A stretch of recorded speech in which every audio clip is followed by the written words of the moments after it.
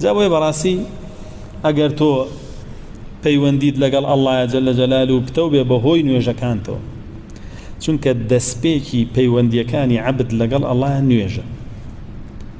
و یەکەم شتە محاسبەکری لەسەری ئەوەل ما يحاسب العبد عليه چی الصلاة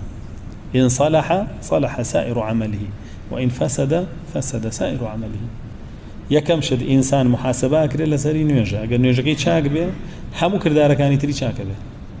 ئەگەر نوێژەکەی خراپ بێ هەموو کردارەکانی تری خراپە بێ کە تۆ گوێ بە نوێژ نەدا وردە وردە شەیاطینت بە هیچ پارێزبەندیەکت لەسەر نامێنێ لەلایەن ئەڵڵاوە کە پارێزراو بی لە شەیطان ئەتبا واد لێکە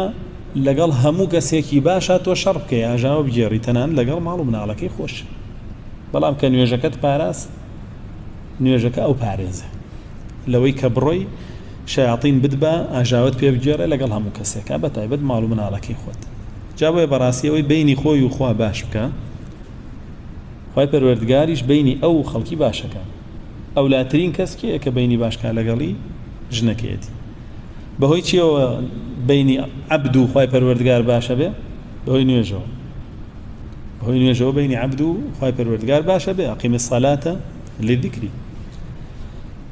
کە تۆ نوێژت کرد معنایەوەیە تۆ منە خۆشە لە ذکری منای من أحب شيئا أكثر من ذكره قاعدەیەکی سۆلیە هەمانە هەر کەسە شتێکی خۆش بێ زۆر باسیەکە زۆر لەسەر زوانێتی زۆر وێردیەتی زۆر خەمیەخوا زۆر بە تەنگیەوە بێ زۆر گوێڕایاڵیەکە